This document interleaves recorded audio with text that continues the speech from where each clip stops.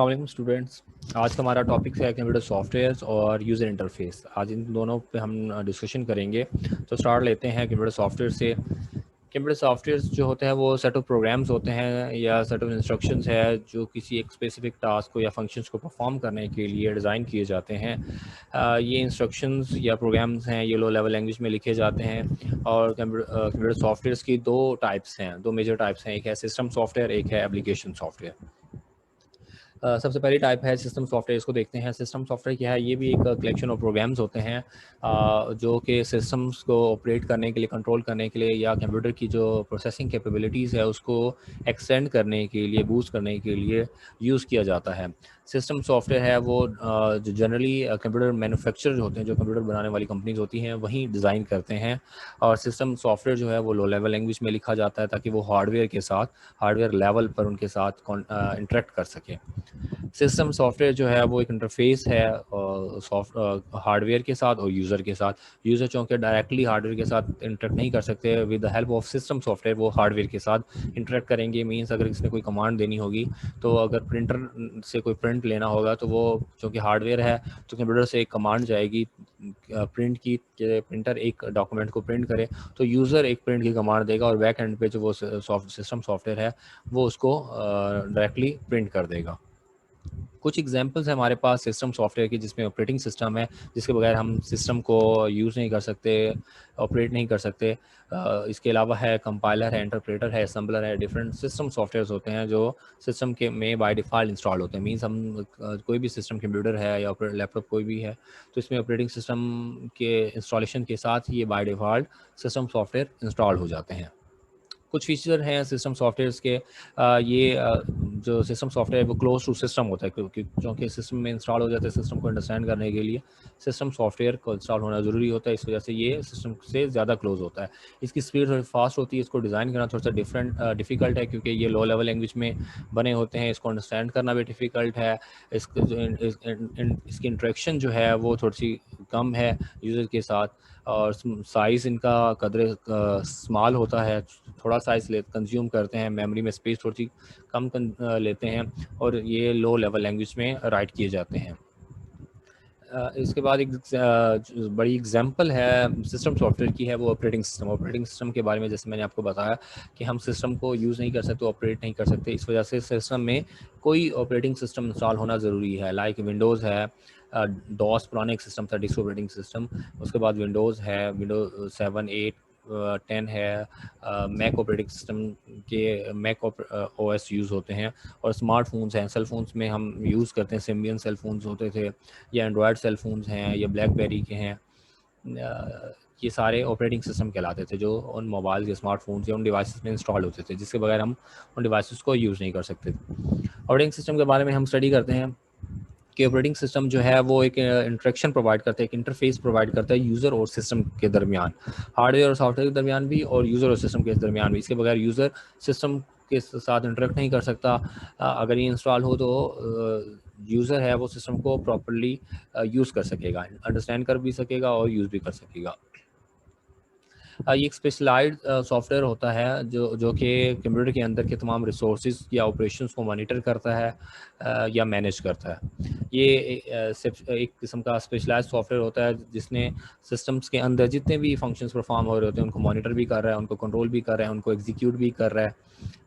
और कंप्यूटर्स के जितने भी प्रोग्राम्स हैं या सॉफ्टवेयर्स हैं, ये तमाम पर ये इनको ऑपरेट करता है, मैनेज करता है। ये सारा काम जो है सिस्टम के अंदर का, वो ऑपरेटिंग सिस्टम का काम होता है। कुछ करेक्टरिस्टिक्स हैं ऑपरेटिंग सिस्टम के सबसे जो लोअर लेवल पे हार्डवेयर है, हार्डवेयर के साथ अगर ऑपरेटिंग सिस्टम इंस्टॉल होगा तो वो हार्डवेयर को कंट्रोल करना, मैनेज करना, ऑपरेट करना उसका काम होगा। और जो यूज़र है वो with the help of operating system वो हार्डवेयर को कंट्रोल कर सकेगा। इसके दरमियान में एक डिफरेंट एप्लीकेशंस आ जाती हैं। एप्लीकेशंस के थ्रू भी यूज़र है वो ऑपरेटिंग सिस्टम के साथ इंटरेक्ट करेगा, या with the help of that those applications operating system को वो एक्सेस कर पाएगा या ऑपरेट कर पाएगा। ऑपरेटिंग सिस्टम जो है जनरली वो किन चीज़ों को मैनेज करता है, वो ये सारे करेक्टरिस्टिक्स हैं उसके, कि वो मेमोरी मैनेजमेंट का काम भी करता है, वो प्रोसेसर मैनेजमेंट का काम भी करता है, डिवाइस को मैनेज करना भी काम उसका होता है, फाइल को मैनेज करना सिस्टम के अंदर ये भी ऑपरेटिंग सिस्टम का काम होता है। सिक्योरिटी प्रोवाइड करता है, अनऑथेंटिकेटेड यूज़र्स को ये सिक्योरिटी प्रोवाइड करेगा, मतलब अनऑथेंटिकेटेड यूज़र इसको एक्सेस नहीं कर पाएगा। सिर्फ ऑथेंटिकेटेड यूज़र होगा वो इसको एक्सेस कर पाएगा। पूरे सिस्टम की परफॉर्मेंस के ऊपर ऑपरेटिंग सिस्टम का कंट्रोल होता है। ये एरर्स को डिटेक्ट करते हैं, कहीं पर कोई एरर आ जाता है तो वो एरर मैसेजेस के पॉपअप मैसेज होते हैं वो डिस्प्ले कर देते हैं। ऑपरेटिंग सिस्टम का काम होता है कि वो सॉफ्टवेयर और यूज़र के दरमियान एक कोऑर्डिनेशन प्रोवाइड करेगा कि यूज़र जो है वो सिस्टम के साथ इंटरेक्ट करे, तो सिस्टम जो ऑपरेटिंग सिस्टम जो है दरमियान में एक इंटरफेस है, ये एक मीडियम है जिसकी हेल्प से जो यूज़र है वो हार्डवेयर के साथ इंटरेक्ट करेगा या हार्डवेयर जो है वो यूज़र के साथ इंटरेक्ट करेगा। सिस्टम सॉफ्टवेयर के बाद दूसरी जो टाइप थी वो है एप्लीकेशन सॉफ्टवेयर। ये एप्लीकेशन सॉफ्टवेयर जो है ये यूज़र्स अपनी मर्ज़ी के मुताबिक सिस्टम इंस्टॉल करते हैं। ये भी किसी स्पेसिफिक टास्क को कंप्लीट करने के लिए, फुलफ़िल करने के लिए डिज़ाइन किए जाते हैं और सिस्टम में ज़रूरत के मुताबिक इंस्टॉल किए जाते हैं। जबकि सिस्टम सॉफ्टवेयर हैं वो बाय डिफ़ॉल्ट ऑपरेटिंग सिस्टम के इंस्टॉल होने के साथ इंस्टॉल हो जाते हैं, जबकि जो एप्लीकेशन सॉफ्टवेयर हैं वो यूज़र अपनी नीड के मुताबिक जो टास्क उसने परफॉर्म करना है उस टास्क के अकॉर्डिंग वो एप्लीकेशन सॉफ्टवेयर है वो इंस्टॉल करेगा। एप्लीकेशन सॉफ्टवेयर जो है वो सिंगल प्रोग्राम्स या मल्टीपल प्रोग्राम्स के ऊपर कंसिस्ट करता है। सिंगल प्रोग्राम्स पे जो कंसिस्ट करता है लाइक माइक्रोसॉफ्ट नोटपैड है, जो राइटिंग और एडिटिंग सिंपल टेक्स्ट को राइट और एडिट करने के लिए यूज़ किया जाता है। जो मल्टीपल प्रोग्राम्स का या कलेक्शन ऑफ प्रोग्राम्स पर कंसिस्ट करते हैं वो सॉफ्टवेयर कहलाते हैं सॉफ्टवेयर पैकेज। वो भी किसी स्पेसिफिक टास्क को कंप्लीट करने के लिए डिज़ाइन किए जाते हैं, जैसे कि स्प्रेडशीट सॉफ्टवेयर है, एमएस ऑफिस है, एडोब फोटोशॉप है, कोरल ड्रा है। इस तरह के जितने भी पैकेज सॉफ्टवेयर्स हैं ये किसी ना किसी स्पेसिफिक टास्क को कंप्लीट करने के लिए डिज़ाइन किए जाते हैं। जैसे कि इंटरनेट एक्सप्लोरर है, मोजिला है, फायरफॉक्स है, गूगल क्रोम है। ये सारे जो सॉफ्टवेयर्स हैं इंटरनेट के साथ हम कनेक्ट होने के लिए, वेबसाइट ओपन करने के लिए हम यूज़ करते हैं।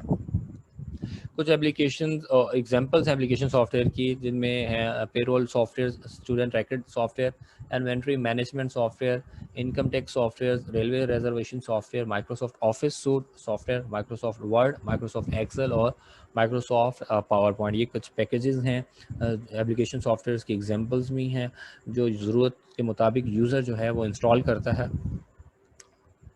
इसके बाद फीचर्स आ जाते हैं एप्लीकेशन सॉफ्टवेयर के। एप्लीकेशन सॉफ्टवेयर जो है वो यूज़र के से ज़्यादा क्लोज होता है, मतलब यूज़र उसको अंडरस्टैंड कर सकता है, उसको यूज़ करता है, तो ये यूज़र से ज़्यादा क्लोज होते हैं। जबकि सिस्टम सॉफ्टवेयर है वो सिस्टम के साथ ज़्यादा क्लोज होते हैं।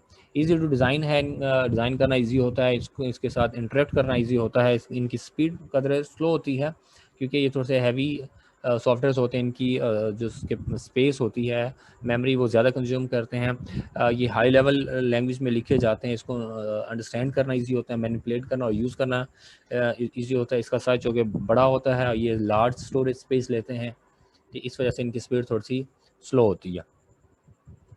इसके बाद हमारे पास आ जाता है यूज़र इंटरफेस।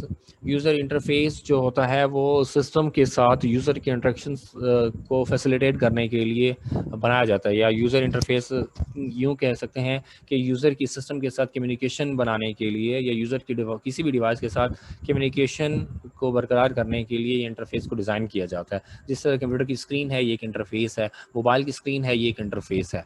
तो हमारे पास डिफरेंट तरह के इंटरफेसेस होते हैं। हम कंप्यूटर के साथ डिफरेंट तरीक़ों से इंटरेक्ट करते हैं, कीबोर्ड से इंटरेक्ट करते हैं, माउस से इंटरेक्ट करते हैं, स्क्रीन से इंटरेक्ट करते हैं, एप्लीकेशन से इंटरेक्ट करते हैं, वेबसाइट्स के थ्रू इंटरेक्ट करते हैं। तो ये सारे हमारे पास इंटरफेसेस आते हैं। तो जो यूज़र उसको यूज़ करेगा तो उसको यूज़र इंटरफेस कहेंगे। तो यूज़र इंटरफेस की दो टाइप्स होती हैं, दो मेन टाइप्स हैं। एक कमांड लाइन इंटरफेस है और एक ग्राफिकल यूज़र इंटरफेस है। जो आपके सामने स्क्रीन नज़र आ रही है ये ब्लैक स्क्रीन है और वाइट उसके ऊपर टेक्स्ट लिखा हुआ है, ये कमांड लाइन इंटरफेस है क्योंकि इसके ऊपर कमांड्स दी हुई हैं। जब कमांड्स हम देंगे, कमांड्स राइट करेंगे तो उस कमांड्स के अगेंस्ट हमें कोई ना कोई रिजल्ट प्रोवाइड किया जाएगा या उसके अगेंस्ट हमें कोई ना कोई रिजल्ट या आउटपुट डिस्प्ले होगा। जबकि इसके बरक्स ये जो कलर स्क्रीन जिसमें आइकन्स, आपको कलरफुल आइकन्स नज़र आ रहे हैं, ये हमारे पास एग्जाम्पल है ग्राफिकल यूज़र इंटरफेस, क्योंकि इसमें ग्राफिक्स हैं और ये लेटेस्ट हमारे पास यूज़र इंटरफेस और करंटली ये यूज़ भी हो रहा है। हाँ, इसमें इन दोनों में डिफरेंस देखते हैं कि कमांड लाइन इंटरफेस CLI और ग्राफिकल यूज़र इंटरफेस GUI में क्या डिफरेंस है दोनों में। जो कमांड लाइन इंटरफेस है ये इसको यूज़ करना डिफ़िकल्ट है क्योंकि इतनी ज़्यादा कमांड्स होती हैं, कमांड्स को रिमेंबर करना कदर मुश्किल होता है, तो इस वजह से इसका यूज़र जो है वो डिफ़िकल्ट है। जबकि GUI है उसको यूज़ करना ईज़ी है, इसमें कोई कमांड्स नहीं होती है, जस्ट माउस के थ्रू हम आइकन्स पे क्लिक करते हैं, ओपन करते हैं, डबल क्लिक करके उस फ़ोल्डर को ओपन कर लिया। अब CLI जो कि है वो मेमोरी को लो मेमोरी कंज्यूम करती है, इसके बरक्स जो है GUI वो ज़्यादा मेमोरी कंज्यूम करती है। CLI ऑपरेटिंग सिस्टम जो है उसके लिए कीबोर्ड की ज़रूरत पड़ती है, जबकि GUI ऑपरेटिंग सिस्टम के लिए कीबोर्ड और माउस दोनों की ज़रूरत पड़ती है। CLI की जो है अपीयरेंस को हम मॉडिफाई नहीं कर सकते, वो ब्लैक एंड वाइट स्क्रीन होती है, तो वो वैसी ही स्क्रीन रहती है थ्रू आउट।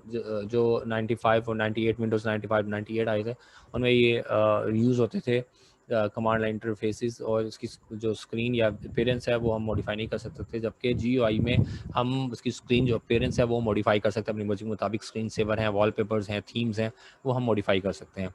CLI जो है उसकी जो इनपुट है वो कमांड प्रॉम्प्ट के थ्रू हम एंटर करते हैं, जबकि GUI की इनपुट किसी डिवाइस से भी हम एंटर कर सकते हैं, लाइक माउस है, कीबोर्ड है, स्कैनर है।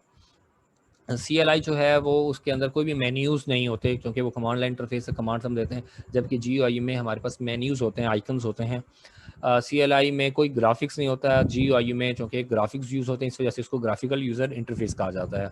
CLI में पॉइंटिंग डिवाइसेस यूज़ नहीं होती, जबकि GUI में पॉइंटिंग डिवाइसेस भी यूज़ होती हैं, जैसे कि एग्जांपल है माउस की, जो हम किसी भी आइकन के ऊपर सेलेक्ट कर रहे हैं उसको चूज़ करें, उस पर डबल क्लिक करें। CLI में स्पेलिंग मिस्टेक्स जो हैं वो काउंट होती हैं।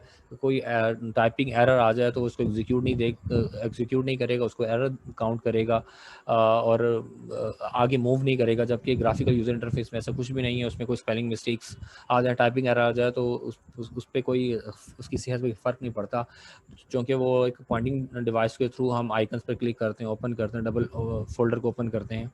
तो ये एक मेजर सा डिफरेंस था कमांड लाइन इंटरफेस और ग्राफिकल यूज़र इंटरफेस। करंटली जो है वो ग्राफिकल यूज़र इंटरफेस यूज़ हो रहा है, और जब से ओल्ड टेक्नोलॉजी में कमांड लाइन इंटरफेस यूज़ होता था जिसमें कमांड्स यूज़ होती थी। तो ये एक दोनों में डिफरेंस है। आज का टॉपिक हमारा यहीं पर था। लेटेस्ट वीडियोस के लिए आप मेरा यूट्यूब चैनल सब्सक्राइब करें और बेल आइकन को प्रेस करें ताकि आप लेटेस्ट वीडियोस से अपडेटेड रहें। Thank you.